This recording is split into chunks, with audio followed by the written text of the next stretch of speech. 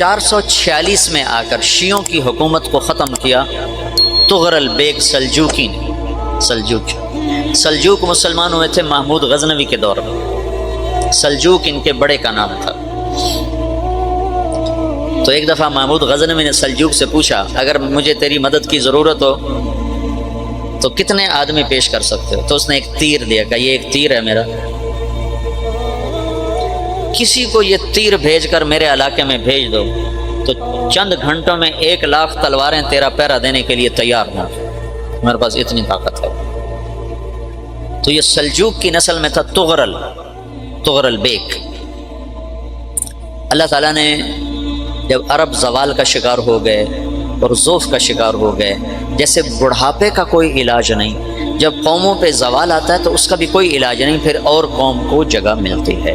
جیسے بڑھاپا ایک فرد پہ آتا ہے، ایسے بڑھاپا قوم پہ آتا ہے۔ قوم کا بڑھاپا جوانی میں نہیں لوٹ سکتا، جیسے فرد کا بڑھاپا جوانی کی طرف نہیں لوٹ سکتا، قوم کا بڑھاپا جوانی کی طرف نہیں لوٹ سکتا، کوئی علاج نہیں، نئی نسل کا آنا ہی علاج ہے۔ تو عرب دھل چکے تھے، 600 سال بہت ہوتے ہیں حکومت کو، اپنی صفات گم کر چکے تھے، اب نئے خون کی ضرورت تھی۔ تغرل بیگ پہلا شخص تھا جس نے آ کر اہل سنت والجماعت کو استحکام بخشا، شیعوں کی حکومت کو ختم کیا، بغداد سے، شام سے، ان سارے علاقوں سے۔ صلاح الدین ایوبی نے اسماعیلی شیعہ کی حکومت کو ختم کیا، مصر، العاضد ان کا آخری خلیفہ تھا۔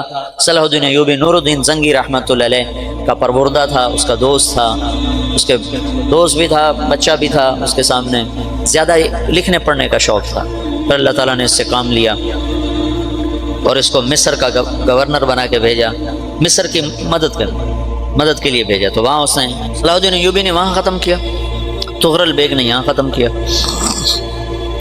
تو پھر سلجوک جو تھے نا یہ اقتدار میں آئے، ادھر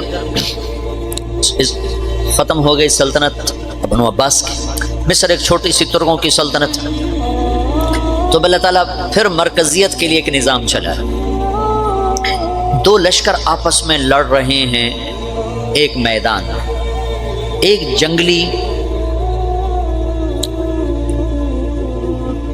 بدوؤں کا قافلہ، جنگل کے لوگ اپنے قبیلے کو لے کر، ایک جنگلی قبیلہ اپنے سردار کے ساتھ نقل مکانی کر رہا ہے ایک جگہ سے دوسری جگہ۔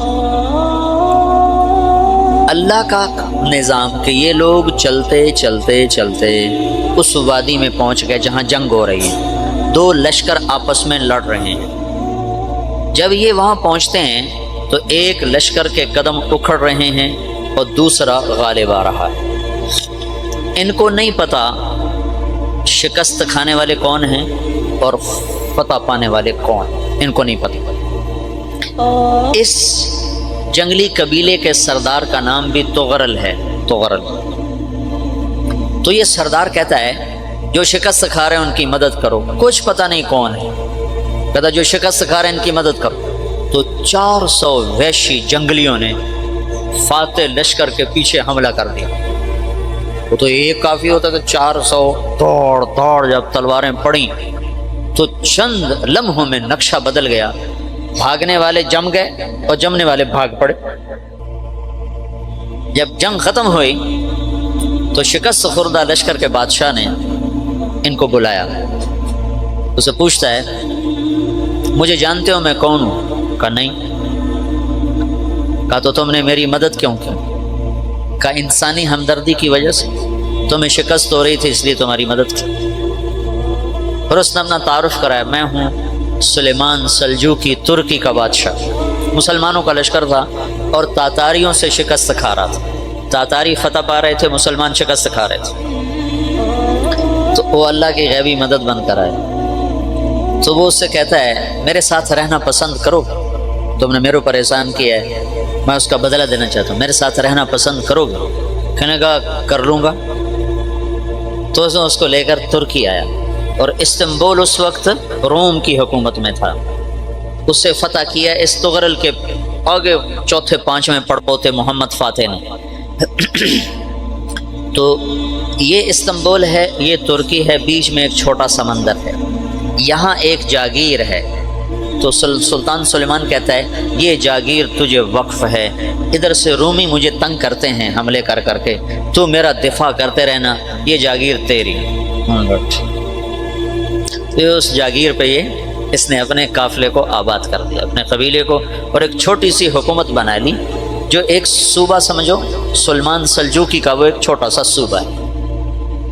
وہاں جب یہ رہ پڑا تو پھر یہ ایک شیخ کے بیعت ہوتا ہے، وہاں شیخ طریقہ ہے، ان کے یہ بیعت ہونے جاتے ہیں، وہ اس کو رات اپنے پاس ٹھہراتا ہے، تو ایک کمرے میں ان کو ان کا خادم ٹھہراتا ہے۔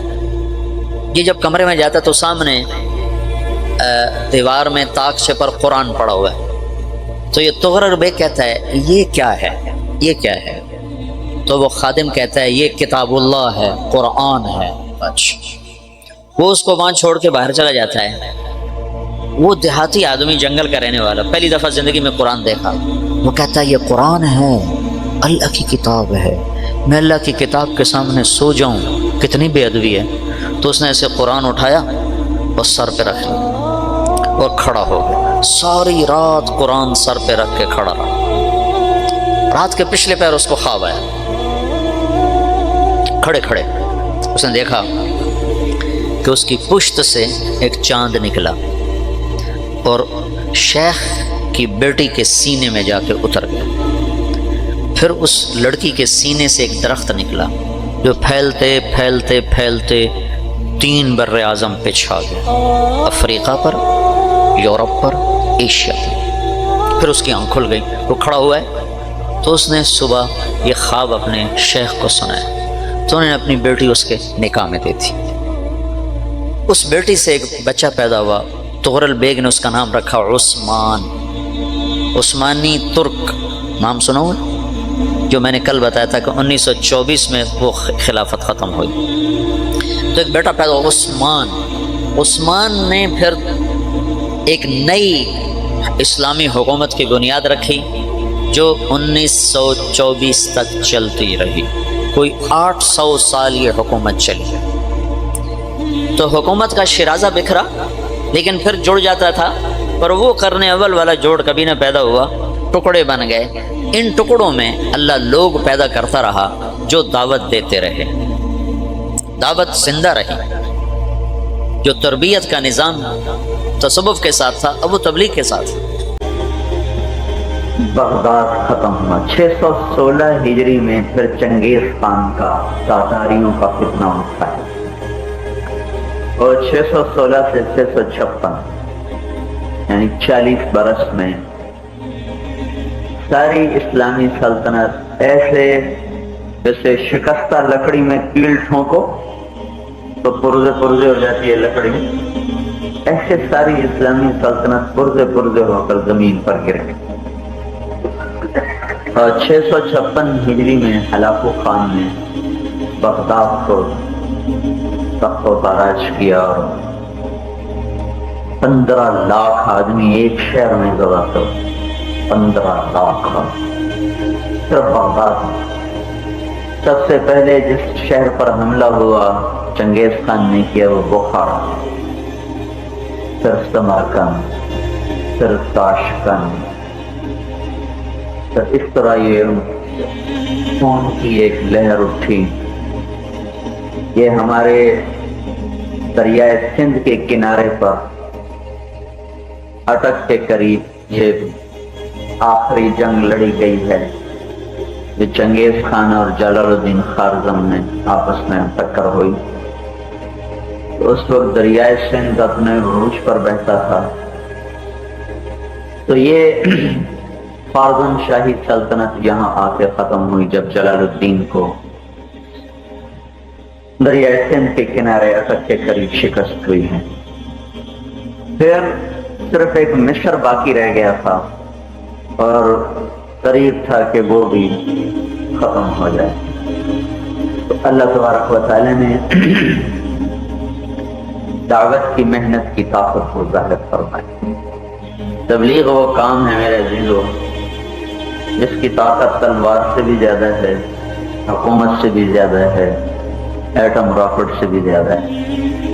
اس وقت سیاسی طور پر یہ حال تھا کہ کوئی دنیا کی طاقت اب تاتاریوں کو شکست نہیں دے سکتی، اور ان کو روکنا مصر کے بس میں نہیں تھا۔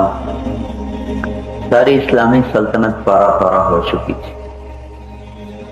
ہلاکو خان بغداد کو تباہ کرنے کے بعد مصر کی طرف بڑھ رہا تھا کہ اس کا بھائی پیچھے مر گیا، منگو خان۔ تو اپنے بھائی کی موت کی تقریب میں وہ شرکت کرنے کے لیے لشکر چھوڑ کے واپس چلا گیا صحرائے گوبی، اور اپنے سالار، اس کا نام تھا قطبوغا، وہ عیسائی تھا، اس کو پیچھے چھوڑ گیا تھوڑے سے لشکر کے ساتھ۔ تو رکن الدین بیبرس نے عین جالوت کے مقام پر، یہ جنگ رمضان میں لڑی گئی، 27 رمضان تھا یا 17 رمضان تھا، اس میں پہلی دفعہ تاتاری لشکر کو شکست ہوئی، لیکن وہ کوئی پورا لشکر نہیں تھا، تھوڑی سی فوج رہ گئی تھی اور باقی تو سارے چلے گئے تھے۔ بہرحال یہ بھی ایک بہت بڑی غنیمت۔ تو اس کے بعد جب یہ پتہ چلا تو ہلاکو خان نے اپنے سارے لشکر کو، لاؤ لشکر کو حکم دیا، اور یہ ایک خیل رواں بڑھا مصر کی طرف۔ اس دوران تبلیغ اپنا کام کر گئی۔ چنگیز خان کے 4 بیٹے تھے، بڑے کا نام جوجی تھا، چھوٹے کا نام عقدائی تھا، اس سے چھوٹے کا نام چغتائی تھا، اس سے چھوٹے کا نام طلوئی تھا۔ ہلاکو خان طلوئی کا بیٹا تھا۔ جوجی کو اس نے روس کی سلطنت دی، عقدائی کو اپنا جانشین بنایا، چغتائی کو اس نے روسی ترکستان اور چینی ترکستان کی سلطنت دی، اور طلوئی کو اس نے ایران سے لے کر شام تک، افغانستان تک کی سلطنت اس کو دی۔ جوجی کا بیٹا تھا ایباقا خان، اس کا بیٹا تھا برکا خان۔ مسلمان تاجر جاتے تھے اور وہاں سودا بیچتے، اس کی آڑ میں دعوت دیتے، تبلیغ کرتے۔ تو یہ تو مصدقہ چیز ہے، معتبر ہے۔ ایک میں نے ایسی کتاب میں پڑھا، اس کتاب کا آگا پیچھا کچھ نہیں تھا، لہذا مجھے پتہ نہیں اس کا ماخذ کیا ہے، کہ رکن الدین بیبرس نے، جو مصر کا بادشاہ تھا، اس نے علماء کی ایک جماعت کو تجار کے بھیس میں تاتاریوں کے ملک میں پھیلایا کہ ان کو اسلام کی طرف راغب کرو، اور کوئی راستہ نظر نہیں آ رہا ان سے ٹکر لینے کا اور ان کے سامنے کھڑا ہونے کا۔ تو ایک جماعت ترکستان پہنچی، تاجروں کے بھیس میں علماء۔ یہ بھی چونکہ تاریخی چیز ہے، اور تاریخی چیز میں کوئی ایسی تحقیق نہیں ہوتی جیسے حدیث کی صحت اور سند کی ہوتی ہے۔ اگر آثار قرائن تائید کرتے ہیں تو اس کو مان لیا جاتا ہے۔ تو اس چیز کے تردید میں کوئی ایسا شاہد کوئی نہیں کہ جس کو کہا جائے کہ یہ بات غلط ہے۔ میں کبھی کبھی نقل کر دیتا ہوں، جو اس سے پہلی بات ہے وہ تو ساری مشہور کتابوں میں موجود ہے۔ تو یہ تاجروں کی جماعت، یہ تاجر سودا بیچتے، اسلام کی دعوت دیتے۔ اس خفیہ گشتوں کی لپیٹ میں برکا خان کا ایک وزیر آ گیا۔ اس نے جب اسلام کی باتیں سنی تو اس کے دل پہ اثر ہوا، وہ مسلمان ہو گیا۔ اب وہ موقع پا کر برکا خان کو کبھی ایک بار سنا دی، کبھی 2 سنا دی، پھر اس کا تاثر دیکھتا کیسا ہے۔ کرتے کرتے اس نے دیکھا کہ اس کا دل اثر لے چکا ہے۔ تو ایک دن وہ اس سے کہنے لگا، تمہیں یہ اچھی اچھی باتیں کون بتاتا ہے؟ اس نے کہا یہ مسلمان بتاتے ہیں، یہ ان کا دین ہے۔ اچھا، تو بڑی اچھی بات ہے، اب اگر کوئی مسلمانوں کا قافلہ ہے تو میری ملاقات کرا۔ تو ایک قافلہ ترکستانی حسب دستور آیا، اور اپنے وہاں جا کے انہوں نے قیام کیا تو اس کو بلوایا گیا، تو برقع خان کے سامنے انہوں نے اسلام کے بارے میں بات رکھی،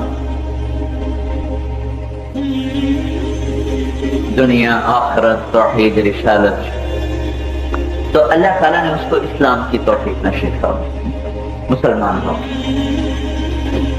اس کے اسلام لانے پر ساری جوجی کی نسل جو وہاں آباد تھی اور جو ان کے زیر نگین تھے، اس سب نے اس نے اعلان کر دیا کہ میں مسلمان ہو چکا ہوں، جو مجھ سے تعلق رکھنے والے ہیں ان پر بھی لازم ہے کہ ہو جائیں۔ تو لاکھوں انسان ایک دن میں مسلمان ہو، جیسے جیسے خبر پھیلتی گئی مسلمان ہو۔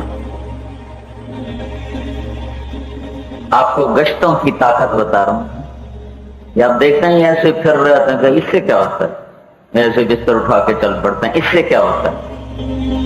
یہ دیکھنے میں کچھ نظر نہیں آتا، ہلہ گلہ کرنے میں تو نظر آتا ہے کچھ، ادھر کچھ بھی نہیں نظر آتا، کوئی گالی دے تو ادھر بھی چپ کر جاؤ، تو کچھ یہاں ہوتا ہوا تھا تو نظر نہیں آتا۔ لیکن یہ کیسی خاموشی سے اپنا کام کرتا ہے، دعوت کا کام، یہ اس وقت پتہ چلتا ہے جب عمارت نہیں کیا کرتی، دیمک کی طرف۔ تو اس وقت ہلاکو خان اپنے لشکروں کو میدان میں لا چکا تھا اور مصر کی طرف روانہ ہو چکا تھا۔ اگر یہ لشکر مصر کا رخ کر لیتا، مصر میں جان نہیں تھی کہ اس سے ٹکر لے، تو اسی وقت رکن الدین بیبرس نے ایک وفد تیار کیا اور برقع خان کے پاس بھیجا کہ اب ہم بھائی بھائی ہیں، مسلمان ہیں، ہلاکو ہم پہ حملہ کرنا چاہتا ہے، آپ ہماری مدد فرمائیں۔ تو برقع خان نے ہلاکو کو خط لکھا کہ مصر والوں کا کیا قصور ہے جو تم پہ چڑھائی کرنا چاہتا ہے، ان پر حملے کا ارادہ ملتوی کر دے، میں بھی مسلمان ہو چکا ہوں، اگر تم ان سے حملہ کرو گے تو پہلے مجھ سے نمٹنا پڑے گا، پھر وہاں جانا ہوگا۔ جب اس نے یہ خط پڑھا وہ بڑا حیران ہوا، اس نے اس کو جواب میں خط لکھا کہ تم مغل ہو کر، یہ اصل میں مغل ہیں، تاتاری تو مشہور ہو گئے، یہ اصل میں مغل ہیں، مغلوں کی ایک شاخ ہے تاتاری، تو ہمارے اردو میں لفظ تاتار غالب آ گیا ہے، تو عربوں میں مغل ہی چلتا ہے، مغول مغول۔ تو اس نے لکھا کہ تم ایک مغل ہو کر مغل کو چیلنج کرتے ہو، تمہیں چنگیز خان کا قانون بھول گیا؟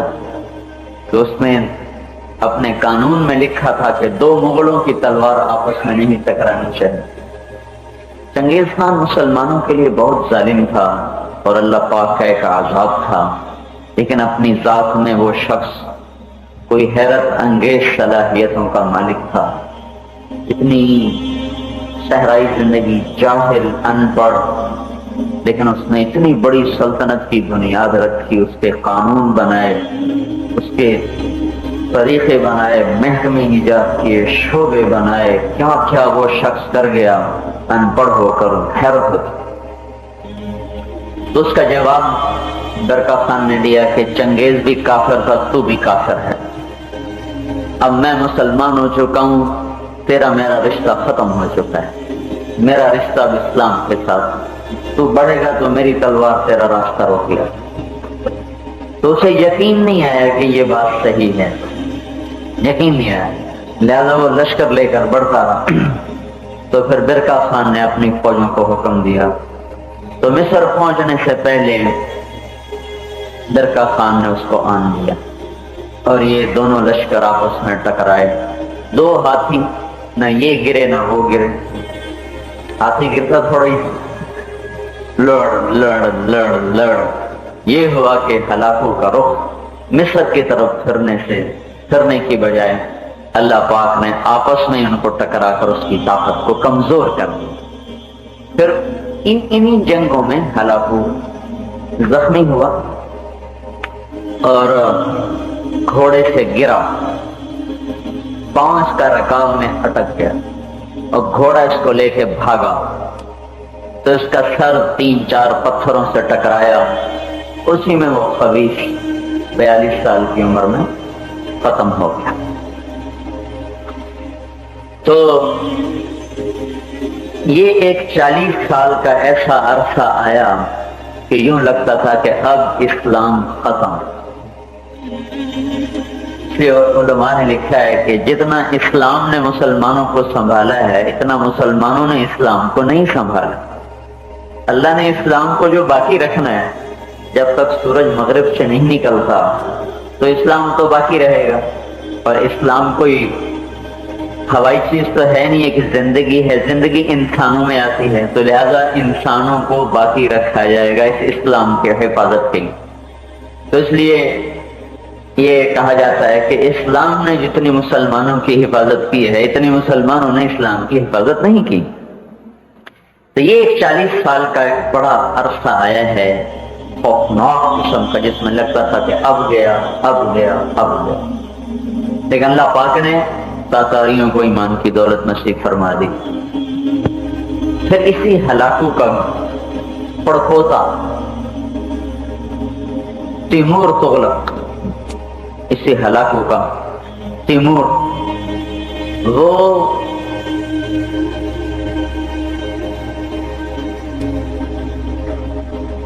شکار کے لیے نکلا ہوا تھا تو ملاقات ہو گئی جلال الدین رحمت اللہ علیہ سے۔ تو اس نے یہ روکا ہوا تھا کہ میری شکارگاہ میں کوئی مسلمان نہ داخل ہو اور نہ کسی مسلمان کی شکل صبح صبح مجھے دکھائی جائے۔ وہ ان کو خبر نہیں تھی اور آمنا سامنا ہو گیا تو اس کو بڑا غصہ آیا، تو ان کو بہت برا بھلا کہا اور باتوں باتوں میں کہا کہ مسلمان سے تو کتا بھی اچھا ہوتا۔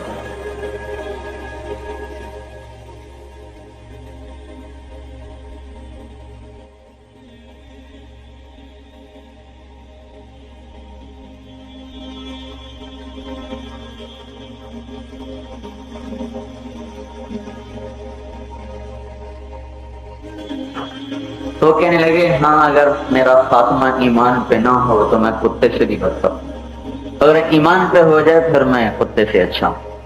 تو کہنے لگا ایمان کیا ہوتا ہے؟ تو انہوں نے اس کو دعوت دی۔ پھر آپ کو گشت کی طاقت بتا رہا ہوں کہ ان گشتوں سے مرے گشتوں سے کیا ہو جاتا ہے، اس سے کیا ہوگا، اس سے کیا ہوگا۔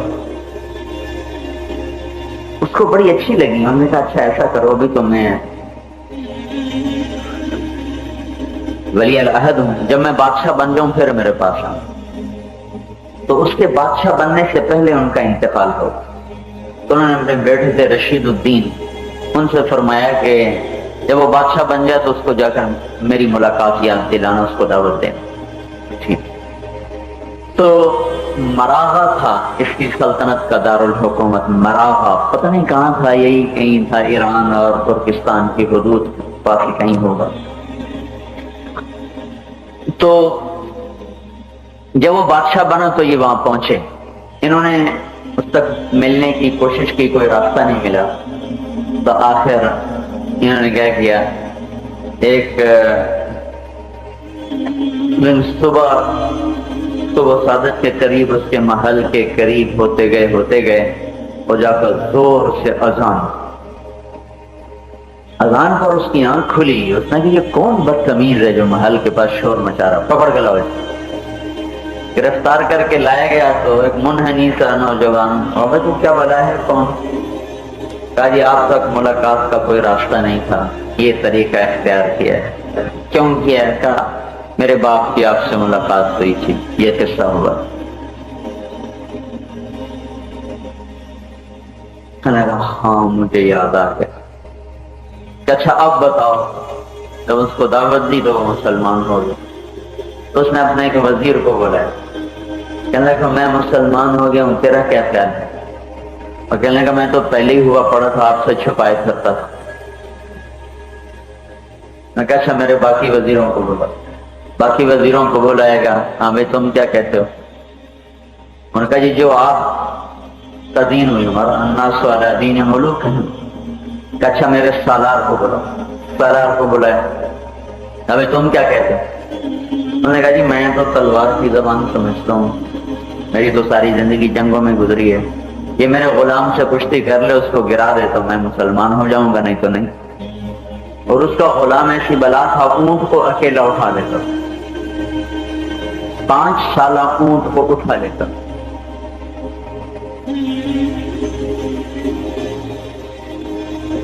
اس کا نام بھی میرے ذہن میں تھا، بھی نکل گیا.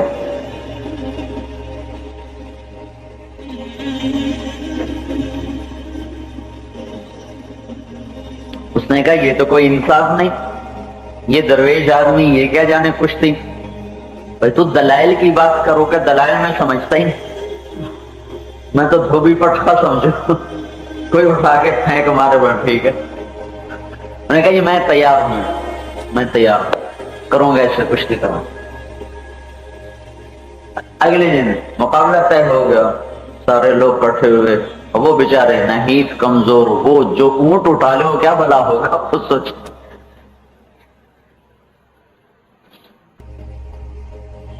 ہم نے بچپن میں دیکھا تھا اپنے گاؤں میں ایک آدمی، پہلے زمانے میں کنویں چلتے تھے تو ان پر وہ ڈبے لگتے تھے تو وہ ایسے گھومتے تھے، اس کو مال کہتے تھے ہماری زبان مال. وہ ایسے نیچے جاتے پانی کو بھرتے اوپر لاتے پانی. وہ سارے کا سارا وہ سسٹم ایک شہتیر کے ساتھ ایسے جڑا ہوتا تھا. وہ شہتیر اتنا وزنی ہوتا تھا کہ کم از کم 10 آدمی سے اٹھا کے وہاں فٹ کرتے تھے. وہ اکیلا اٹھا لیا کرتا تھا، لیکن کھانے والا ایسا تھا کہ پورا پورا کٹا کھا جاتا تھا.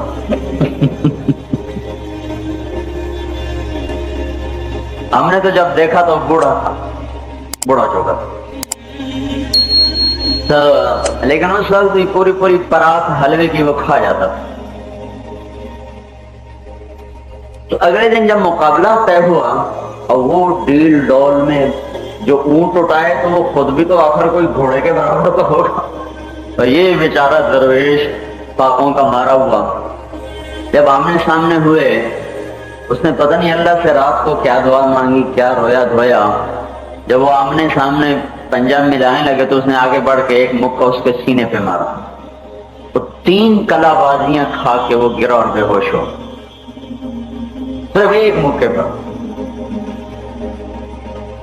تو جب اس کو ہوش آیا ان کے پاس سب مجھے ایک ہی کافی ہے، مجھے آگے نہیں لڑنا. تو سالار بھی مسلمان ہو گیا، وہ بھی مسلمان ہو گیا. تو 10 لاکھ آدمی ایک دن میں مسلمان. تیمور تغلق کی قبر آج بھی موجود ہے. برقع خان تو پتہ نہیں کہاں چلا ہے، لیکن تیمور کی قبر کہاں پر ہے؟ منگولیا. منگولیا. تو اس کی قبر پر کتبہ لگا ہوا ہے تیمور تغلق، جس کے ہاتھ پر 10 لاکھ آدمی مسلمان ہوا. تو یہ جو مرے مرے گشت ہے نا، اس سے کیا ہوگا؟ اس سے اتنے بڑے بڑے واقعات رونما ہوئے کہ تاریخ کا رخ مڑ گیا. اگر تاتاری مسلمان نہ ہوتے تو دنیا کی کوئی طاقت اس وقت مسلمانوں کو ان کے پنجے سے نہیں چھوڑا سکتی. اسی کو اقبال نے کہا ہے عیاں یورش تاتار کے افسانے سے، پاسبان پاسبان مل گئے کعبے کو صنم خانے سے. وہ خود مسلمان ہو تو پھر اکثر نو سلطنت عباسیہ کی بنیاد رکھی گئی مصر میں، لیکن وہ بنیاد ایسی برکت کی تھی، اصل حکمران ترک تھے اور وہ عباسی نسل کے خلفاء کو سامنے رکھتے تھے. یہ کوئی 350 سال پھر یہ گاڑی چلی. اس دوران انہی مغلوں کی ایک شاخ ترک، اللہ نے ان کو اسلام کی دولت بخشی، وہ مسلمان ہوئے. سلجوق تھے، سلجوق. ان کی ایک شاخ تھی تغرل بیگ. وہ 400 آدمیوں کا قافلہ، جیسے خانہ بدوشی آپ دیکھتے ہیں ایسا خانہ بدوشی. ترکی کے پاس ایک جگہ تھی پونیا، وہاں سے گزر رہے. وہاں دیکھا 2 لشکر آپس میں لڑ رہے، کوئی پتہ نہیں فاتح کون ہے مقتول کون ہے. لیکن ایک غلبہ پا رہا تھا، ایک مغلوب ہو رہا تھا. انہیں کچھ خبر نہیں کون غالب ہے کون مغلوب ہے. تو تغرل بیگ نے کہا بھائی جو مغلوب ہو رہا ہے اس کی مدد کرو، جو شکست کھا رہا ہے اس کی مدد کرو. تو 400 جنگلی آدمی ایک طرف سے جو پڑے تو ہر جنگ کا پانسا پلٹ، تو فاتح مفتوح ہو گئے، مفتوح فاتح ہو گئے، غالب مغلوب ہو گئے، مغلوب غالب ہو گئے. سر پٹ بھاگے، ان کو جائے پناہ نہ مل رہی ہو. تو جب جنگ کا اختتام ہوا تو پتہ چلا کہ تاتاری تھے جنہوں نے مسلمانوں پہ حملہ کیا ہوا تھا. سلمان سلجوقی تھا ترکی کا بادشاہ جو شکست کھا رہا تھا، اور تاتاریوں کے ایک شاخ تھی جو ان پر حملہ آور تھے اور وہ فاتح ہو رہے تھے. تو ان کے حملے سے تاتاری بھاگ اٹھے اور وہ تو اس کو انہوں نے بلایا. سلیمان نے کہا مجھے پہچانتے ہو؟ کہا نہیں. کہا تو پھر میری مدد کیوں کی تم؟ کہنے لگا انسانی ہمدردی کی وجہ سے. تو اس نے کہا میرے پاس رہنا پسند کرو گے؟ کہنے لگا ہم تو مسافر آدمی ہیں، کر لیں. کہا چلو ٹھیک ہے، میں تمہیں یہ جاگیر دیتا ہوں، تمہیں ہدیت، تمہاری نسل پکڑ. یہ جاگیر تھی استنبول کے مقابل سامنے جو چھوٹا سا سمندر ہے، آبنائے باسفورس جس کو کہتے ہیں، اس کے سامنے یہ جاگیر. تو اس تغرل کا بیٹا ہوا عثمان خان. عثمان خان، عثمان خان جو تھا یہ ایک شیخ کا مرید تھا. ایک دن اس کی ملاقات کے لیے گیا تو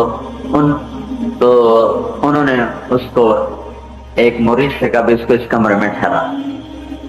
اس کمرے میں جب ٹھہرایا گیا تو اوپر کتاب پڑھی. کہنے لگے یہ کیا ہے؟ ان کا یہ کلام اللہ ہے، قرآن ہے. جب وہ خادم چلا گیا تو یہ دل میں کہنے لگا کتاب اللہ میرے سامنے ہو، میں سو جاؤں، یہ کیسے ہو سکتا؟ تو اس نے قرآن سر پہ اٹھایا اور ساری رات لے کے کھڑا رہا.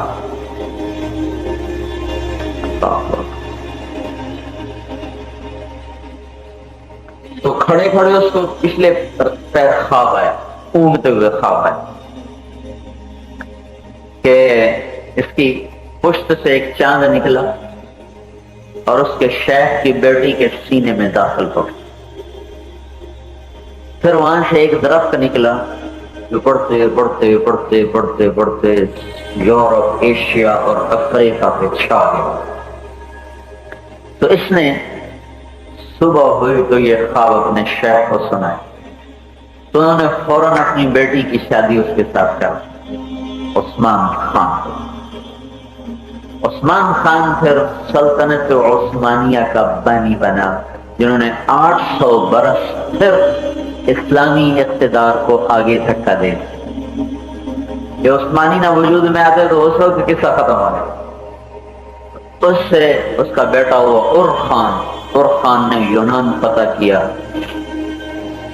اور ترکی کا وہ پہلا بادشاہ جو ان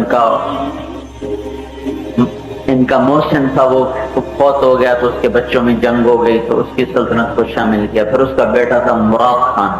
پھر مراد خان نے یورپ میں فتوحات کا دروازہ کھولا اور اس طرح پھر مراد کا بیٹا تھا باجزید یلدرم. باجزید یلدرم نے پھر سورے یورپ میں تہلکہ مچا دیا اور یہ سلطنت عثمانیہ کی بنیاد پڑی جو 1914 میں آ کر ختم ہو. آخری سلطان عبد المجید پر آ کر سلطنت عثمانیہ کو اتا ترک نے، پتہ نہیں وہ مسلمان تھا یا کیا بلا تھا، مسلمان تھا تو دہریہ ہو گیا تھا کیونکہ پیدا تو مسلمانوں کے گھر میں ہی ہوا تھا، لیکن اس نے جو ظلم کیا وہ اللہ ہی اس کو نمٹے گا اور وہ خود اس کی جزا بھگتے گا. تو لا تحسبن اللہ غافلا عما يعمل الظالمون، اللہ غافل نہیں ہے ایسا. تو 1914 میں آ کر وہ جو تھا شیرازہ سلطنت عثمانیہ دکھتا. یہ میں نے خطرے میں آیا تو کسی اور ذہن سے تھا آپ سے بات کرنا، بات تاریخ کی طرف چلی گئی، بالکل میرے ذہن میں نہیں تھا میں نے آپ سے یہ بات کرنا واللہ. تو بتانا میں یہ چاہتا تھا بھائی برصغیر ہند و پاک بنگلہ دیش میں جو یہ مدارس ہیں یہ اللہ کا ایک غیبی نظام تھا جس سے وجود میں آیا. ہمارا زوال شروع ہوتا ہے 17ویں صدی سے. 1757 میں ہمیں پلاسی کی جنگ میں شکست ہوئی، سراج الدولہ کو بھی شکست. تو پھر یہ عمارت گرتی 1857 1957 2002 اب 250 سال ہو چکے ہیں. 250 سال سے اب یہ زوال پذیر نہیں ہے، بلکہ زوال کی ان پستیوں میں ہے کہ جس کے آگے کوئی پستی ہے نہیں. اتنا لمبا زوال اسلامی سلطنت پر کبھی نہیں آیا. 90 برس زیادہ سے زیادہ آیا جو میں نے آپ کو بتایا، وہ بھی مجموعی طور پر نہیں، ایک حصے پر آیا. 40 برس مجموعی طور پر آئے، لیکن اسی میں اللہ نے انہی قوموں کو مسلمان بنا کر جو اسلام کے مٹانے والے تھے پھر اسلام کو زندہ اٹھا دیا. اب پچھلے 250 سال سے ہم گرے پڑے. اب مرے کو مارے شاہ مدار. اب یہ مرے ہوئے کو مار رہی ہے باطل قومیں اور باطل طاقتیں، مرے ہوئے کو مار رہی. 1857 میں جب جنگ آزادی کی تحریک اٹھی اور پھر آ کر وہ مرزا الہی بخش اور نجف خان اور نواب شجاع الدولہ ان کی سازش سے ناکام ہو گئی. تو اصل میں تو زوال 2-3 آدمیوں کی وجہ سے نہیں آتا، پورے مجموعے کی وجہ سے آتا. نام لگ گیا میر جعفر کا، نام لگ گیا میر صادق، نام لگا ایک الہی بخش اور شجاع الدولہ اور نجف خان. لیکن وہ تو مجموعی طور پر امت اپنی صفات قیادت ختم کر چکی تھی. تو جب صفات ختم ہو جائیں تو اللہ تعالیٰ منتقل کر دیتا ہے اقتدار اوروں کی طرف، نظام اللہ کے ہاتھ میں. تو جب یہ دیکھا کہ اب یہ تو کام ختم ہو گیا، 1857 میں ہمارے اکابر نے حصہ شاملی، جہاں مولانا گنگوہی صاحب نے اور حاجی صاحب نے اور حافظ ضامن صاحب نے جنگ لڑی، وہ میں جگہ خود جا کے دیکھا ہے. شاملی میں گیا، اسپیشل گیا دیکھنے کے لیے. اور وہ جگہ تو سامنے نہیں، وہ تو بہت بڑا شہر بن چکا ہے، پہلے چھوٹا سا قصبہ تھا. بہرحال وہاں حافظ ضامن صاحب شہید ہوئے، گنگوہی کی گود میں گولی لگی، شہید ہوئے. حاجی صاحب کو مفرور ہونا پڑا، ہجرت کر گئے، مکہ مکرمہ چلے گئے. مولانا نانوتوی صاحب رحمۃ اللہ علیہ روپوش ہو گئے. تو اب یہ بات کھل کے آ گئی کہ اب یہ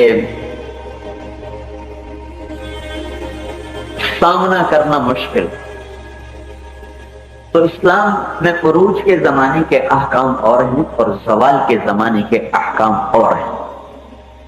ہم سے یہ بڑی غلطی ہو رہی ہے کہ ہم عروج کے زمانے کے احکام کو آج زوال کے زمانے میں نافذ کرنا چاہتے ہیں.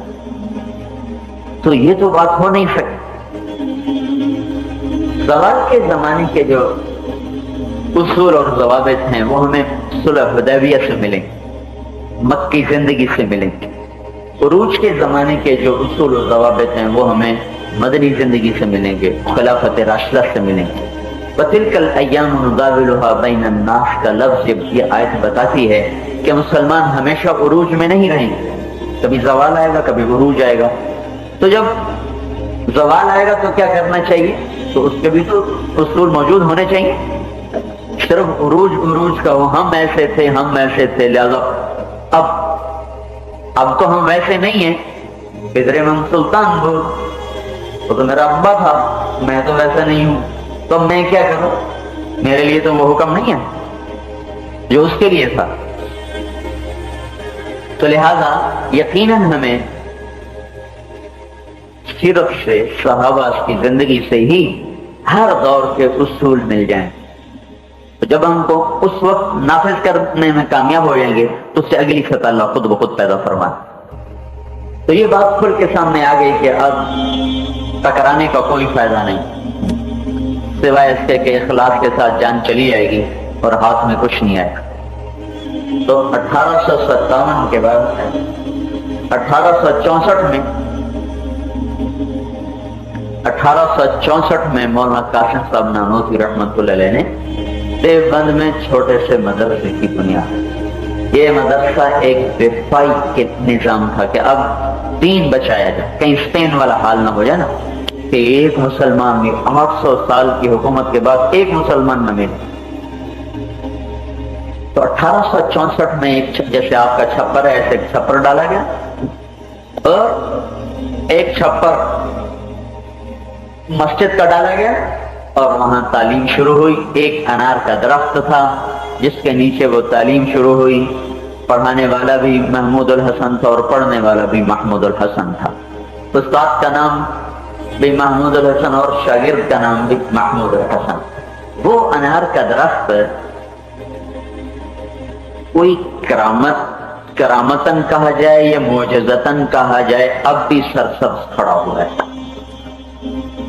میں 1989 میں گیا تھا، چھپر والی مسجد کہلاتی تھی، اب تو سنگ مرمر کی بن چکی تھی، لیکن نام وہی چلا آ رہا ہے چھپر والی مسجد۔ یہاں چھپر ڈالا گیا تھا۔ اب تو میں نے کہا جب چھپر یہ ہے تو پتا نہیں محل کیا ہوگا۔ تو سنگ مرمر اور بڑا خوبصورت اس کا نقشہ بن چکا تھا۔ مولانا سعید خان صاحب رحمۃ اللہ علیہ کے ساتھ میں گیا تھا، ان کا عشاء کے بعد بیان تھا، تو انہوں نے فرمایا بیان تو کر، میں دعا کراؤں گا۔ تو میں نے بیان کیا، مولانا نے دعا کروائی۔ تو اس کے صحن کی جو مشرقی دیوار ہے، مشرقی دیوار کے ساتھ وہ درخت اب بھی سرسبز کھڑا ہوا ہے۔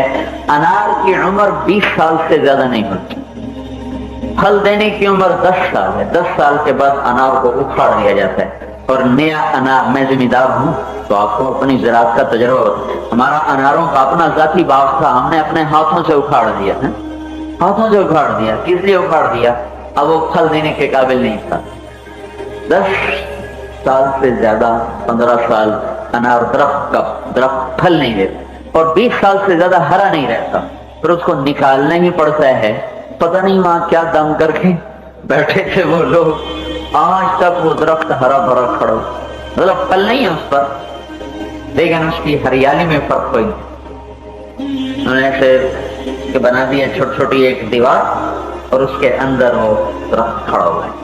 تو اس درخت کے نیچے ایک استاد اور ایک شاگرد نے بسم اللہ کی، رب یسر ولا تعسر کے ساتھ، اور انہیں خبر نہیں تھی کہ آگے کیا کیا نقشے وجود میں آنے والے، ان کو خواب و خیال میں نہیں تھا کہ یہ کیا ہونے والا۔ تو یہ 1864 میں اس کی بسم اللہ ہوئی 2 چھپر کے ساتھ، اور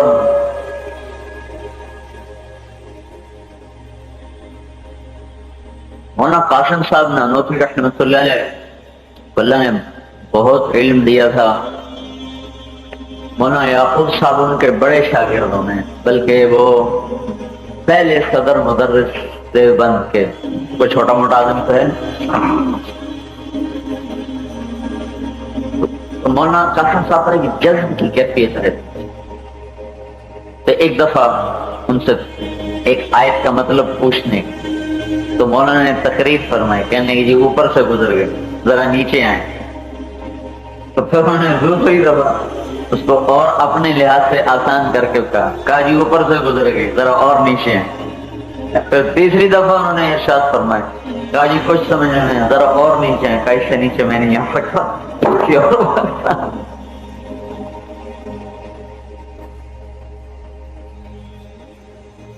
ایک نیلی لنگی باندھتے، ایک کرتا ہوتا، بس ایک لٹ، اور ایک چادر سے ہوتی تھی، وہ جب گرمی ہوتی تو لاٹھی کے اوپر کر کے نا ایسے اس کا سایہ کر کے چلا کرتے تھے۔ فرمایا کرتے تھے اگر یہ علم کا دم چھلا نہ لگا ہوتا تو دنیا کو خبر بھی نہ ہوتی کہ قاسم بھی کوئی آیا تھا اور چلا گیا تھا، ایسا اپنے آنکھوں میں گم کر دیتے۔ اور حیثیت ایسی تھی، ہندوستان دیوبند میں ایک ہندوؤں کا بڑا جوگی آیا، تو اس نے ایک مسلمان بچے کو دیکھا، تو اس نے قابلیت دیکھی، تو اس نے اس کو اغوا کر دی، اغوا کر کے لے گیا کانپور کا، وہاں اس کو اس نے سارا جوگ سکھایا اور اپنا وارث اور نائب بنایا۔ وہ اتنی چھوٹی عمر میں تھا، اسے پتہ ہی نہیں تھا کہ میں مسلمان ہوں۔ پھر جب وہ مر گیا تو اس کی جگہ وہ بچہ اس کا وارث بنا اور اس کی دھوم مچی۔ تو ایک دن ایک مرتبہ وہ دیوبند کے ہندوؤں کی دعوت پر وہاں دیوبند آیا، تو ڈوبتے کو تنکے کا سہارا، اس کی ماں اس جوگی کے پاس آ گئی، اسے کہنے لگی کہ تیرے جوگ کا بڑا سنا ہے، میرا بچہ گم ہو گیا تھا، تو اپنے علم سے بتا سکتا ہے کہاں ہے، مر گیا ہے، زندہ ہے؟ تو اس نے یہ حساب کیا تو کہنے لگا تم کل آنا۔ اگلے دن آئی، پھر آنکھیں بند کرے، کچھ حساب کرے، پھر کہنے لگی کل آنا۔ پھر اگلے دن آئی تو وہ کہنے لگا مائی مجھے سمجھ میں نہیں آ رہا، میرا علم کہتا ہے کہ میں تیرا بیٹا ہوں، لیکن یہ میری سمجھ سے بالا تر ہے کہ میں تیرا بیٹا کیسے ہو سکتا ہوں؟ میرا علم کہتا ہے کہ میں ہوں تیرا بیٹا۔ اس نے جب یہ کہا تو اس ماں نے پھر اپنی نشانیاں دیکھی تو وہ پہچان گئی کہ تو میرا تو ہی ہے۔ اس نے کہا ٹھیک ہے بیٹا تو میں تیرا، پر دھرم اپنا اپنا۔ اس نے کہا پھر تو مجھے نہ ہی ملتا تو اچھا، تیرا ملنا نہ ملنا میرے لیے تو برابر ہو گیا۔ تو وہ آئی مولانا قاسم صاحب رحمۃ اللہ علیہ کے پاس کہ جی میرے ساتھ تو یہ ہوا، کہ اچھا اس سے کہو کہ ایک ہمارا جوگی ہے اس سے بھی ملاقات کرنا۔ تو وہ آئی کا تو ہمارے جوگی سے بھی تو مل لے، کم ملا دے۔ تو وہ ان کو لے کر آئی تو ایسے وہ آ کے مجلس میں پیچھے بیٹھا، چند منٹ کے بعد اٹھ کے بھاگا باہر، تھوڑا دور گیا پھر واپس آ، پھر آ کے بیٹھا، پھر بھاگا باہر، پھر اس سے اور قریب، پہلے تو ذرا دور گیا پھر اور قریب، پھر اندر آیا، کہنے لگا مان گیا تیرے جوگ کو، پڑھا دے مجھے کلمہ، مان گیا تیرے جوگ۔ کہنے لگا میں تو بیٹھتے ہی میرے دل میں کلمہ اتر گیا تھا، لیکن میں نے کہا میں اپنی زندگی کی محنت ضائع نہیں کر سکتا، تو مجھے یوں لگا اگر میں بیٹھا رہا تو میں بے ساختہ پکار اٹھوں گا لا الہ الا اللہ، اس لیے میں بھاگا، لیکن تو نے تو مجھے بھاگنے بھی نہیں دیا، پھر باندھ کے واپس کھینچ لایا، پھر میں نے رستہ توڑایا، پھر بھاگا اور مان گیا تیرے جوگ نے میرے جوگ کو ہرا دیا۔ یہ ایسے لوگ تھے بھائی، اولئک آبائی فجئنی بمثلہم اذا جمعتنا یا جریر المجامع۔ یہ ایک ایسا قافلہ آیا تھا کہ جس کا مثل پوری اسلامی دھرتی میں اور کوئی نہیں بن سکا۔ اگر ذرائع اور وسائل ویسے ہوتے جیسے آج ہیں، ساری دنیا کی اسلامی شخصیتیں اور علمی راہیں وہ دیوبند کو چل پڑتی، وسائل نہیں تھے، ذرائع نہیں تھے، رابطے نہیں تھے، واسطے نہیں تھے۔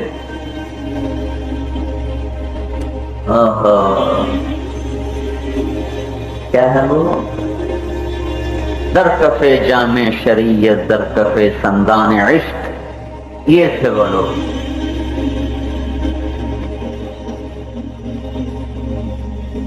تو اللہ تعالیٰ نے انگریز کی طاقت کو ایک چھوٹے سے مدرسے کے سامنے عاجز کر دیا، چھوٹا کہ وہ ہمیں صرف شکست دینے پر راضی نہیں تھے، ان کا وجود مٹا دیا جائے جیسے اسپین سے مٹا دیا گیا، یہ تھے، یہ سام کہتا۔ اللہ تعالیٰ پر اختلاف امتی رحمہ پر انور شاہ صاحب رحمۃ اللہ علیہ کشمیری کا اختلاف ہوا تو وہ وہاں سے ڈابھیل چلے گجرات ہندوؤں کا گڑھ۔ اب دیکھا نہیں ہمیشہ کتنے گجرات سے، اور گجرات کوئی ذہن کی سرزمین ہے۔ محمد علی جناح بھی گجراتی تھا اور گاندھی بھی گجراتی تھا، دونوں لیڈر گجراتی، ہمارا بھی لیڈر پاکستان کا بھی گجراتی اور ہندوؤں کا جو گاندھی وہ بھی گجراتی۔ गुजरात में ताबईन के कदम पड़े और ताबईन की कब्रें मौजूद थी, पता नहीं अब हैं कि नहीं, मौजूद थी वहां। उस तरफ से साहिल समंदर के करीब होने की वजह से यहाँ अरब के काफिले तिजारती आए और इस्लाम यहाँ फैला। तो वहां मौलाना अनवर शाह साहब रहमतुल्लाह अलैह से अल्लाह ताला ने बुनियाद रखवा और उस सारा जनूबी हिंद उसके साथ जुड़ता चला गया और वहां एक नया चश्मा फूट पड़ा। फिर अल्लाह तबारक व तआला ने सहारनपुर में एक मज़ाहिर उलूम के नाम से एक शौक जिंदा कर और फिर उसका एक निजाम चल पड़ा। तबलीग का काम नहीं, मज़ाहिर उलूम की शाख, वहां से ये काम उठा।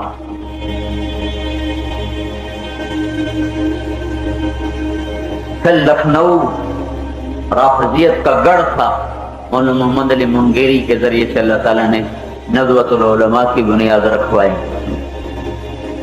और जहां अल्लाह ताला ने ऐसी शख्सियतें पैदा की। पिछली सदी की सबसे बड़ी इल्मी शख्सियत अबुल हसन अली अन-नदवी को तस्लीम किया गया। पिछली सदी में 2 आदमियों को बैतुल्लाह की चाबी पेश की गई एजाजन। बैतुल्लाह की चाबी तो आले बनु शैबा के पास है, जो आपने कहा था खुदहा खालिदन, खुदहो खालिदन तालिदन, ले ले हमेशा तेरे पास रहे। आज भी वो बनु शैबा के पास। तबलीग के काम की बरकतें क्या क्या है भाई। वो जो बनु शैबा का इस वक्त है चाबी बरदार, वो कुछ दिन लगाने रेमंड आया तो हमारी सलाम दुआ हो गई। 1996 में मौलाना सईद खान साहब के साथ हमारा सफर हुआ 4 महीने का। तो उसमें कोई 1.5 महीना हम रुके हिजाज मुक़द्दस। मौलाना रहमतुल्लाह अलैह की आदत थी बस हज के 5 दिन के बाद कहते फौरन चलो मदीने। तो हमने 13 को रात को तवाफ़े वदा के कहा चलो मदीने। रात को हमने कहा ये रात तो उठाएगा नहीं, चलो। हम चल पड़े। कुछ दिन गुजरे तो फिर हमने कहा जी हमें तो मक्के में ठहरना ही नहीं मिला, तो अब वापसी है, कतर जाना है, हमारा जाना है, तो हमें 10 दिन की छुट्टी दे दें, हम ये 10 दिन हरम में लगा। कहेंगे चलो ठीक, मैं भी तुम्हें छोड़ने चलूं। तो हमारे साथ तशरीफ लाए, जमात को यहाँ छोड़ा और खुद वापस चले। तो हम वहां ठहर गए। कुछ दिन के बाद वहां हरम के बैतुल्लाह के अंदर तामीर का काम शुरू हो गया। अंदर सारा पत्थर उतारा, सुतून लकड़ी के गल गए थे वो निकाले, छत बदली, अंदर की दीवारें बदली, लकड़ी के सुतून बदले, ये काम शुरू हो। तो उन्हें सारे बैतुल्लाह के चारों तरफ बड़ी बड़ी कद्दे आज़म एक दीवार बना दी लकड़ी की, अंदर कोई नहीं जा सकता। अब दरवाजा जो खोला तो जो अरब टूट पड़ा है, अब मर्द क्या औरतें क्या के अंदर जाने, थोड़ा सा वक्त देते थे अंदर जाने को आम, और उसमें हमारे जैसे कमजोर तो वैसे पिस जाएं। तो भाई वहां तबलीग काम है। अभी तो वो शैबी को इतला करवाई, वहां तबलीग काम है। अभी तो वो शैबी को इतला करवाई। तो वो आता था, इतनी मोटी चाबी मैंने देखी, इतनी बड़ी चाबी रेशम में, सब रेशम में ढकी हुई, सोने की चाबी, या ऊपर सोने का पानी चढ़ा हुआ होगा, इतनी लंबी बात। उसका से खोलता है तो फिर उसके बाद कोई बादशाह ने दाखिल होने को जाते हैं, कोई और हो। तो हमने हमारे साथी थे उस्ताद अब्दुल गफ्फार, उन्होंने अंदर कार्ड भिजवाया, तो उसने 2 सिपाही भेजे कि उनको फौरन अंदर बुलाओ। तो हमें वो मजमे में से खींच के अंदर ले, सारा मजमा बाहर और हम बड़े आराम से अंदर। तो अंदर जाकर एक हैबत गाड़ी हुई, जल्दी करे, इधर मुंह करके 2 नफल पड़े, फिर इधर मुंह करके 2 नफल पड़े, फिर इधर मुंह करके 2 नफल, फिर इधर मुंह करके 2 नफल पड़े, फिर इधर मुंह करके 2 नफल पड़े, फिर इधर मुंह करके 2 नफल, फिर इधर मुंह करके 2 नफल, मतलब चारों तरफ तो दुआ मांगी। 2 دفعہ اللہ 2 دفعہ. تو وہاں جو کام کر رہے تھے مستری وہی ملتان کے تھے. اور میں نے کہا ایک پتھر تو دے دو. میں نے کہا شرطا مریشی شر سے اوپر کھڑے شرطا مریشی. تو بڑی احتیاط کر رہے تھے. سارا کچھ وہ بیگوں میں بند کرتے تھے, پھر آگے باہر ریڑیاں سے ان پہ لاد کر پتہ نہیں کہاں جا کے اس کو وہ دفن کر رہے تھے. تو میں نے کہا پیر نہ لک مارے نو میرے میں دور میں سینٹر میں بیٹھا دعا مانگ رہا تھا. تو اس نے ایسے لات ماری تو 2-3 پتھر لڑک کے میرے پاس آ گئے. تو شرطا کب تک میری طرف دیکھتا, جب اس نے تھوڑا سا دائیں بائیں دیکھا تو میں تینوں اٹھا کے جیب میں ڈال لی. وہ میرے پاس پڑے ہیں اب بھائی. اور وہ لکڑی کے جو ستون تھے ان کو ایسی دیکھتے دیکھ کے بہانے میں نے سے انگلی ماری, وہ بالکل خست ہو چکے. تو ایک اتنی بڑی لکڑی ٹوٹ گئی, وہ بھی میں نے دبا لی اپنی ہتھیلی میں اور وہ بھی چھپا کے لے آیا. تو یہ دونوں چیزیں کی سوغات مجھے ملی.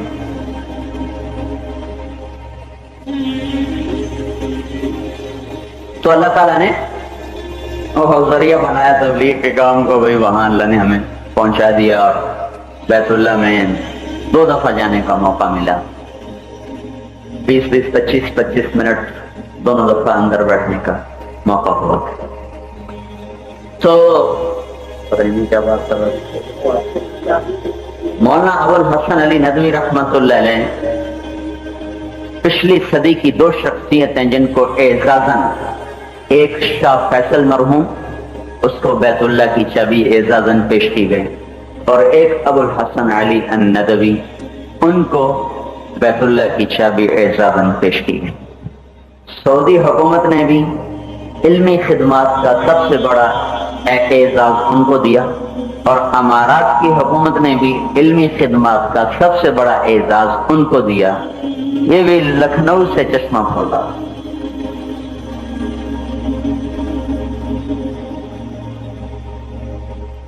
مولانا اسماعیل صاحب رحمۃ اللہ علیہ کے 2 بیٹے تھے, ایک محمد الیاس, ایک محمد یحییٰ. محمد یحییٰ باپ ہیں مولانا زکریا صاحب رحمۃ اللہ علیہ. تو مولانا اسماعیل صاحب یہ نظام الدین کی بستی میں مسجد میں کام کرتے تھے, یعنی وہاں امامت کرتے تھے. ان کے 12 گاؤں تھے, 12 جو چھوڑ کر اس بستی, اس مسجد میں آ کر, جنگل میں آ کر بیٹھ گئے تھے اور وہاں اللہ اللہ کرتے تھے. اور میواتی جو راستے سے گزرتے تھے ان کو 2 آنے دے کر مزدوری کے بہانے مسجد میں لاتے تھے, اور انہیں سارا دن نمازیں سکھاتے, اتحیات سکھاتے, وضو سکھاتے, کلمہ سکھاتے. ان سے کہتے بھائی 2 آنے مجھ سے لے لو, دلی جانے کی وجہ کام میرے پاس کرو. اس طرح وہ یہ کام کرتے تھے. مولانا الیاس صاحب کا تعلق میوات سے ابتدا میں نہیں, ابتدا میں باپ کا تعلق ہوا. تو وہ ان کو لاتے, 2 آنے مزدوری دیتے, پھر ساتھ کام کرو, پھر یہ ان کو. تو گھر جا کے کہتے بھائی بڑا سوکھا کام میرے, بس تھوڑا اونٹک بیٹھک ہے, 2 آنے مفت کے مل جائیں. اور نماز اونٹک بیٹھک ہے. ان کا انتقال ہو گیا. تو مولانا محمد صاحب ان کے بڑے بیٹے, پہلی بیوی سے, وہ انہوں نے کام سنبھالا, پھر وہ بھی فوت ہو گئے. اب میواتی تنہا, مرکز خالی, مسجد خالی. تو یہ آئے سہارنپور مولانا الیاس صاحب کے پاس کہ آپ چلیں اور وہ جگہ سنبھالیں. تو انہوں نے ان کو ڈانٹ دیا, خبردار میرے پاس آئے. تو وہ بڑے پریشان مسجد میں بیٹھے تھے. میں نے پوچھا کیا ہوا, کسی نے پوچھا کہ یہ قصہ ہے, کہ ان کے پیر سے بات کرو, ان کا انکار نہیں کریں. مولانا خلیل احمد صاحب سہارنپوری رحمۃ اللہ علیہ, بذل المشہود کے مصنف, بذل المشہود. بیچ میں بات آ گئی. مولانا بہت بڑے مناظر تھے, کوئی ان کے سامنے ٹک نہیں سکا. جس کے سامنے بھی آئے گا اس کو بھاگنے میں آتی نظر آئی. تو عربی تو دینی علوم سے فارغ ہونے کے بعد عربی میں مہارت حاصل کرنے کے لیے لاہور تشریف لائے۔ اورینٹل کالج ہوتا تھا لاہور میں، اب بھی وہاں ایک عربی کا ماہر پروفیسر تھا، 1 سال اس کے پاس رہ کر عربی ادب سیکھا، عربی لغت میں مہارت حاصل کی۔ وہ شیخ تھے مولانا الیاس صاحب، تو میواتی ان کے پاس روتے ہوئے چلے گئے، جی ہم تو مارے گئے، تو آپ مولانا الیاس ہو گئے۔ تو انہوں نے ان کو بلایا، کبھی تم چلے جاؤ، کہا جی میں آپ کو چھوڑ کے جانا مجھے گوارا نہیں۔ تو انہوں نے ارشاد فرمایا تم 1 سال کی چھٹی لے کے چلے جاؤ، تمہارا دل لگ جائے تو رہ جانا، نہ دل لگے تو واپس آ جانا۔ چلیے ٹھیک۔ تو 1 سال کی مظاہر و علوم سے چھٹی لے کر یہ نظام الدین تشریف لائے۔ وہاں اللہ تعالیٰ نے اس بندے سے وہ کام لیا کہ پچھلی 700 صدیوں میں ایسا کام نظر نہیں آتا۔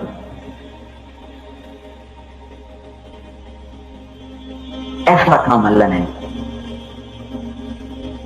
میں تو ایک طالب علم ہوں، مولانا منظور نعمانی رحمۃ اللہ علیہ جیسا محقق آدمی، یہ مولانا منظور نعمانی، ابو الحسن علی ندوی، یہ محققین لوگ تھے جن کو واقعی علماء کہا جا سکتا ہے، واقعی علم والے لوگ۔ تو انہوں نے ارشاد فرمایا کہ میں نے مولانا الیاس صاحب سے متعدد دفعہ سنا کہ ایسا کام کبھی نہیں ہوا پچھلی کئی صدیوں سے، ایسا کام کبھی نہیں۔ تو کہنے کہ میرے جی میں آتا تھا ہر داعی اپنی دعوت کو یوں ہی پیش کیا کرتا ہے، یہ ان کی خوش فہمی ہے۔ پھر فرمایا کہ اب میں بصیرت کے ساتھ کہتا ہوں پچھلی کئی 100 700 سال 800 سال میں ایسا کام نہیں ہوا۔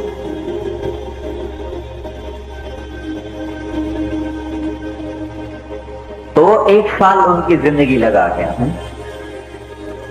کھپ گئے اس میں تک، ٹی وی ہو گئی، جسم ویسے کمزور تھا، منحنی تھا۔ ایک رات میں 40 دفعہ مولانا عبید اللہ صاحب رحمۃ اللہ علیہ، میں نے خود گنا، عشاء کی نماز سے لے کر فجر کی نماز تک 40 مرتبہ بیت الخلا گئے، اور پھر فجر کا بیان 3 گھنٹے کا کیا، کھڑے ہو گئے۔ ایسی بے قراری اس شخص کو اللہ نے لگا دی، شرط سے جدا، مطلب اگر وہ اپنے ماحول کے مطابق کام کرتے تو تصوف میں بہت آگے چلے جاتے، بہت بڑی خانقاہ بن جاتی، مدرسے میں بہت آگے چلے جاتے، ایک اور دیوبند جیسا مدرسہ بن جاتا، تصنیف و تعلیف میں بڑے آگے چلے جاتے، بذل المجہود جیسی ایک اور شرح لکھ دی جاتی، کتابت میں آگے چلے جاتے۔ اب اللہ شاہ رحمۃ اللہ علیہ کا اس وقت توسی بول رہا تھا، سیاست میں چلے جاتے، مولانا سنن صاحب مدنی جیسے، شیخ الہند جیسے، اس وقت اس میدان کے شاہ سوار تھے۔ یہ تھے عام دینی شکلیں، دین کے کام جو اس وقت چل رہے۔ ان سب سے ہٹ کر انہوں نے گشتیں شروع کر دی، لوگوں کے پیچھے پھرنا شروع کر دیا۔ تو یہ کوئی عقل میں آنے والا یا ماحول سے اخذ کیا ہوا نظام نہیں تھا، بلکہ اللہ کا ایک غیبی نظام تھا جو وجود میں آیا۔ چونکہ اللہ کا اپنا ایک نظام ہدایت ہے، مدارس، مکاتب، خانقاہیں، کتب، وعظ، ارشاد، صحبت، یہ سب وہ اسباب ہدایت ہیں جس سے طلب والا ہدایت پا سکتا، جس سے طلب والا ہدایت پا سکتا۔ جس میں طلب نہیں وہ کیسے ہدایت پائے گا؟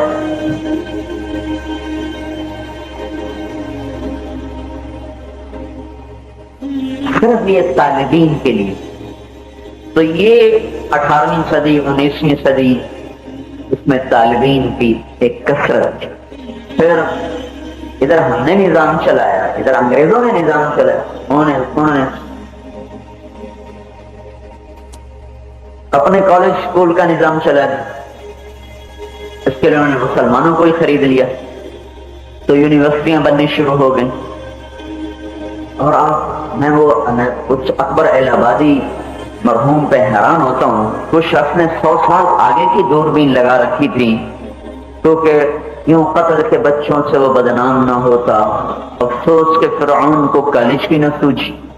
حالانکہ اس وقت تو کالج جانے والا سر پر ٹوپی، ایسٹن، کرتا، شلوار، یہ تو 1800 کچھ کی بات ہوگی. میں تو آپ کو اپنے اسکول کی بات بتاتا ہوں. 1968 میں ایک اخبار چھپا کرتا تھا، امروز ایک اخبار چھپا کرتا.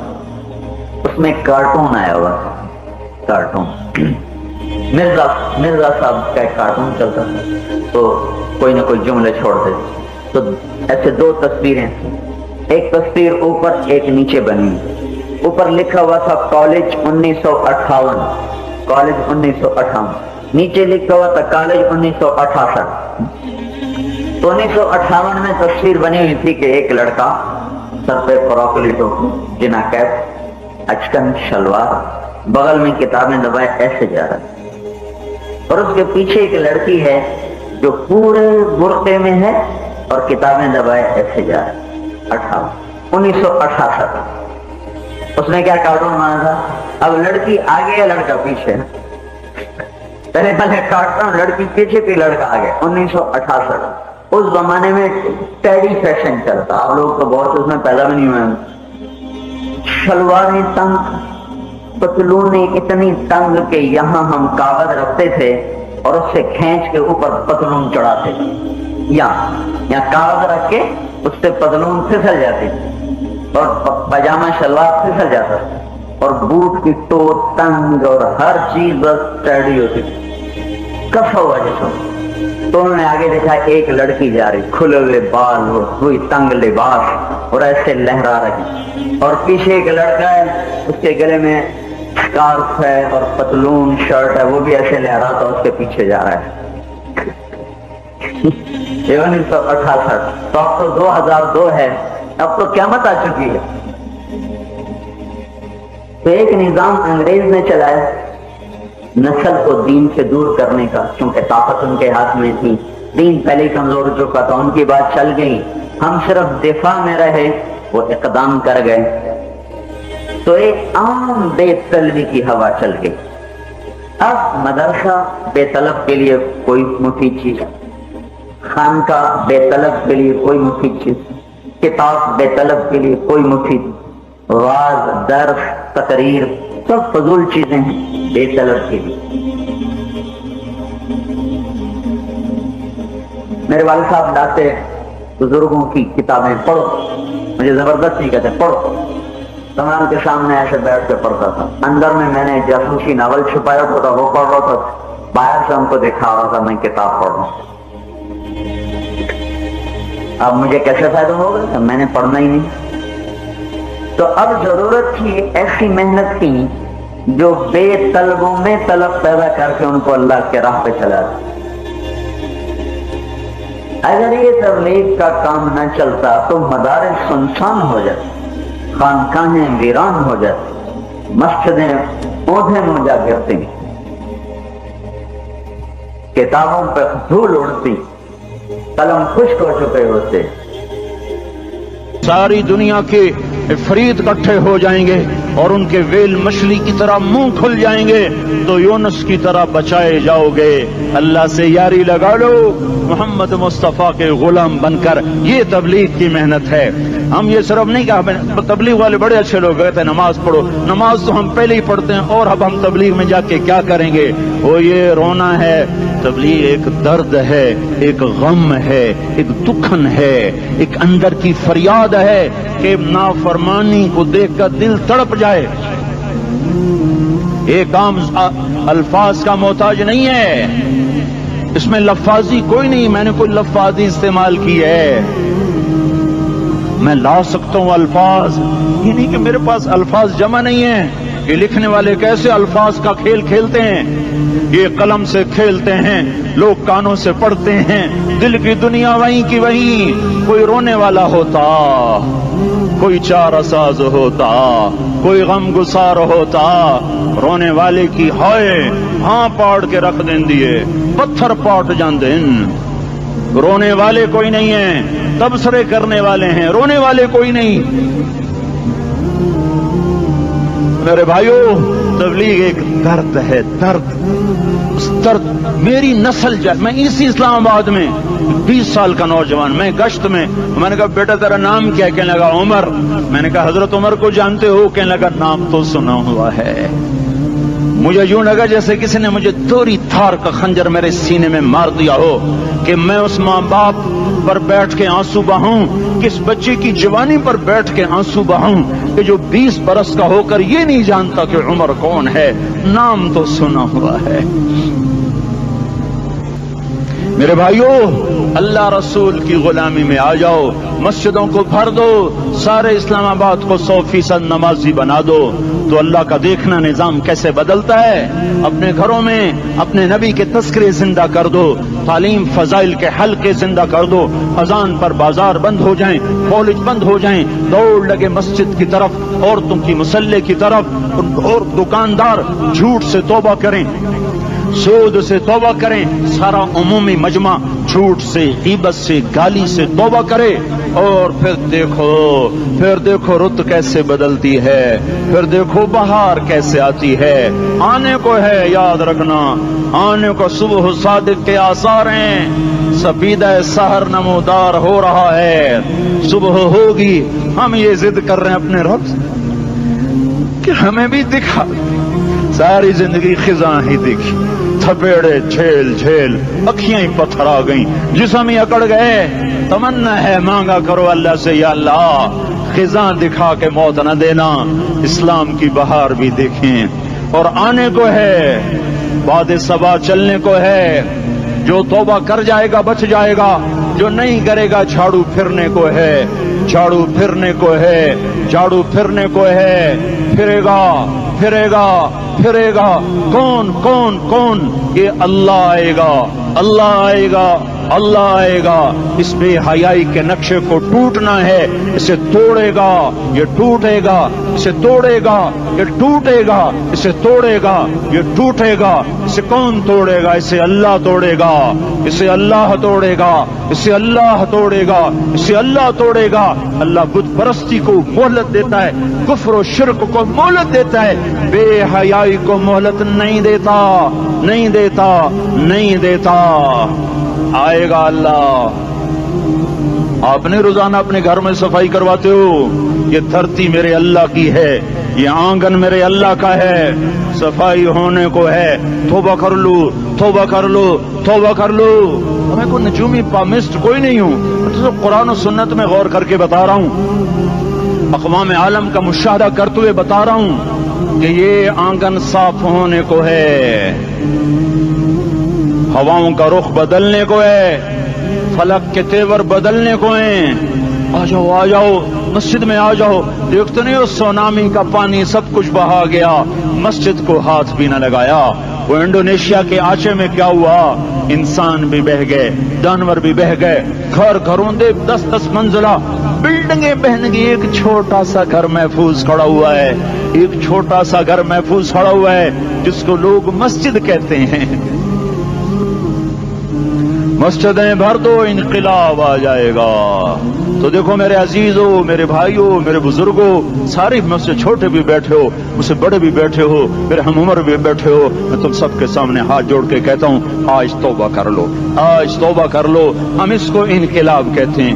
آج توبہ کر لو, آج توبہ کرو گے آسمان پہ چراغ ہو جائے گا, اللہ خوش ہو جائے گا. سارا اسلام آباد تاریکی میں وہ تم چند ہزار, اور ماشاءاللہ 99% نوجوان بیٹھے ہوئے ہیں. تم یہاں سے توبہ کر کے اٹھو گے تو سارے راہوں میں فرشتے تمہارے بازو چومتے جائیں گے. جن منہ ہونٹوں سے توبہ کرو گے وہ ہونٹ چومتے جائیں گے, تمہارے قدم چومتے جائیں گے, تمہارے پیروں تلے پر بچھاتے جائیں گے. جدھر کو تمہاری گاڑیاں موٹر سائیکل مڑیں گے, ادھر رحمت کی برسات اور رحمت کی گھٹائیں چھاتی چلی جائیں گی.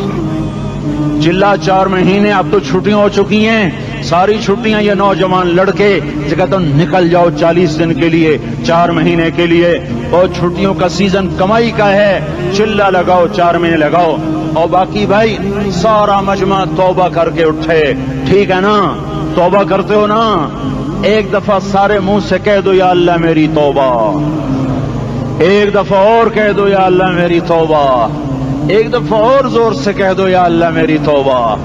ہاں 3 دفعہ اس لیے کہلواتا ہوں کہ اندر میں اتر جائے. اندر سے بولنے لگو اگر تم نے سچی توبہ کر لی ہے، اگر سچی کر لی ہے تو مجھے زمین آسمان کے رب کی قسم تمہیں مبارک ہو، تمہارے سب معاف ہو.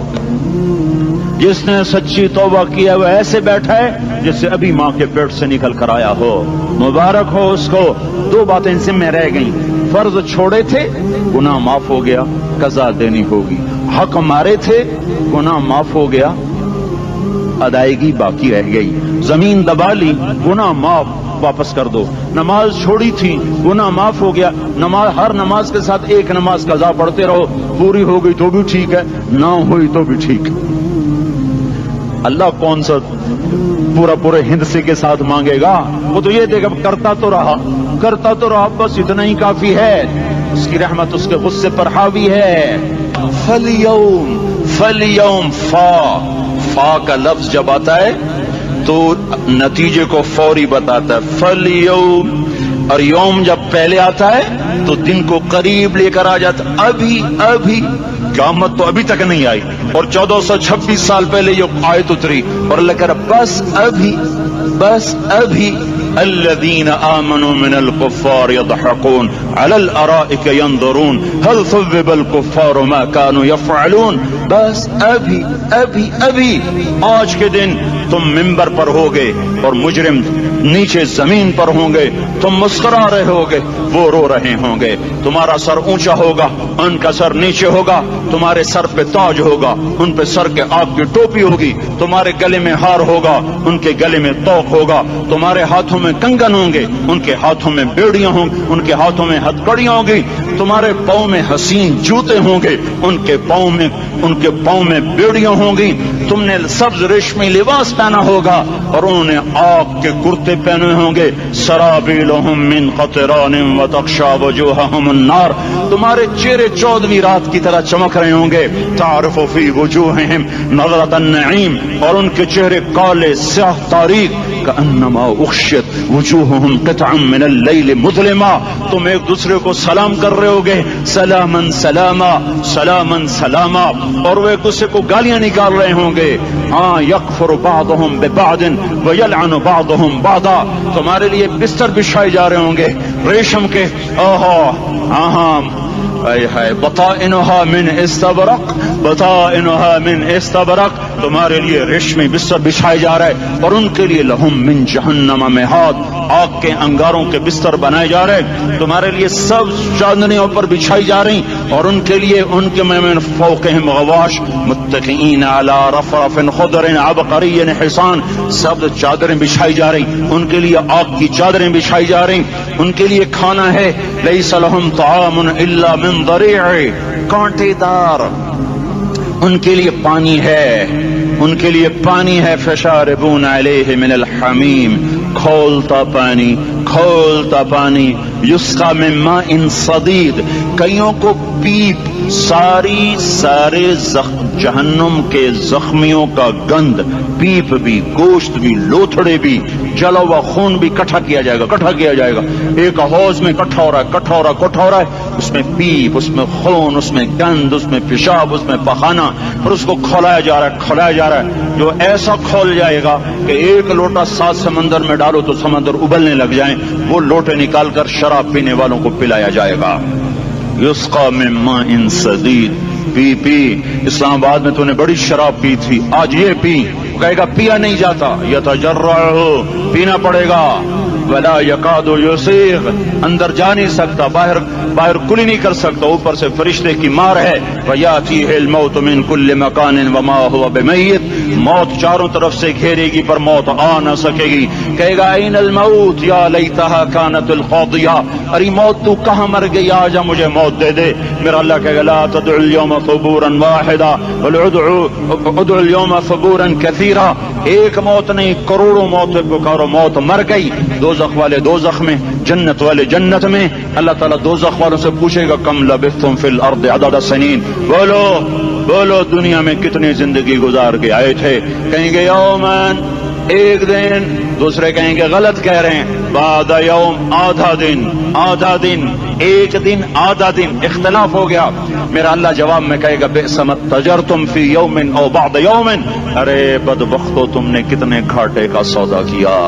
وہ دن آدھے دن کے بدلے میں بس غضب، میرا غصہ خریدا، سخط میرے غضب کو، میرے غصے کو خریدا، بنار جہنم، اور آگ کو خریدا۔ جاؤ، آج کے بعد جہنم کو تالا لگ چکا ہے، تم میں سے کوئی باہر نہیں نکل سکتا، موت ہوتی تو یہ مر جاتے۔ اب ان کی چیخ و پکار ہے۔ اور میرے بھائیوں، میں تمہیں کیا بتاؤں، پچھلے مہینے میں نے دوزخ کو خواب میں دیکھا، اب تک میرے اوپر اس کا اثر ہے۔ جب مجھے خواب یاد آتا ہے میں کپ کپانے لگ جاؤں، ٹوائلٹ میں بیٹھے بیٹھے مجھے پیشاب بھول جاتا ہے۔ میں تمہیں سچ بتا رہا ہوں، میں کوئی نمبر 2 بات نہیں کر رہا ہوں، مجھے پیشاب بھول جاتا ہے جب مجھے منظر یاد آتا ہے۔ اتنے بڑے انسان، اتنے بڑے، میں تمہیں کیسے بتاؤں کہ کتنے بڑے انسان، اور ان کو شکنجوں میں کسا جا رہا ہے، بڑے خوفناک قسم کے شکنجے ہیں، ان کے پیٹ ہیں جتنا یہ مسجد کا، یہ مسجد نہیں، مسجد اس سے بھی بڑے ان کے پیٹ ہیں، گنبد سے بڑے ان کے سر ہیں، اور کالے سیاہ ان کے چہرے ہیں، نیلی ان کی آنکھیں ہیں، عجیب قسم کا قیدیوں کا لباس ہے، اور ان پر شکنجہ ایسے سخت ہو رہا ہے، اور اس کے اندر پھس کر باہر ان کی ٹانگیں باہر نکلی، جیسے وہ کسی چیز کو جو کرش کیا جائے تو نیچے گرنا شروع ہو جاتی، ان کی ٹانگیں پھیل کے باہر نکل رہی ہیں، اور ان کی چیخ و پکار ہے۔ اوپر سے لوگ نیچے گر رہے ہیں، بڑے ان کے بال ہیں، بڑی ان کی مونچھیں ہیں، داڑھی ان کی صاف ہے، پتلون شرٹیں انہوں نے پہنی ہوئی ہیں، اور ایسے دھڑم گر رہے ہیں، ایسے چھوٹے ایج بنے ہوئے ہیں۔ وہ کسی ایک کو پکڑتے ہیں ٹوٹ جاتا ہے، دوسرے کو پکڑتے ہیں وہ ٹوٹ جاتا ہے، تیسرے کو پکڑتے ہیں وہ ٹوٹ جاتا ہے۔ وہ نیچے ایسے خوف زدہ نظروں سے آپ کو دیکھ، ایسے ان کی آنکھیں پھٹی، وہ یوں آپ کو دیکھ رہے ہیں، اور وہ جا رہے ہیں دھڑم، اور آگے اس کے شعلے لپک رہے ہیں۔ بندر بنے ہوئے انسان ہیں، عجیب و غریب ان کی خوفناک آوازیں ہیں، اور ان کی چیخ و پکار اور چنگاڑ ہے۔ ادھر سے جہنم کی آگ کی اتنی خوفناک آواز ہے کہ کان کے پردے پھٹتے ہیں، اور یہ تو صرف خواب ہے، ادھر سب کچھ ہو رہا ہے، اللہ کی قسم ہو رہا ہے۔ او میں اپنے بھائیوں کے آگے ہاتھ جوڑتا ہوں، تم اکثر نوجوان بیٹھے ہو، تمہیں اللہ کا واسطہ دیتا ہوں، اللہ کی مان لو، توبہ کر لو، اس کے بغیر ہم ٹھیک نہیں، ہمارے حالات نہیں بدل سکتے۔ حکمرانوں کو گالیاں مت دو، فوج پولیس کو گالیاں نہ دو، گالیاں دینی ہے تو اپنے آپ کو دو۔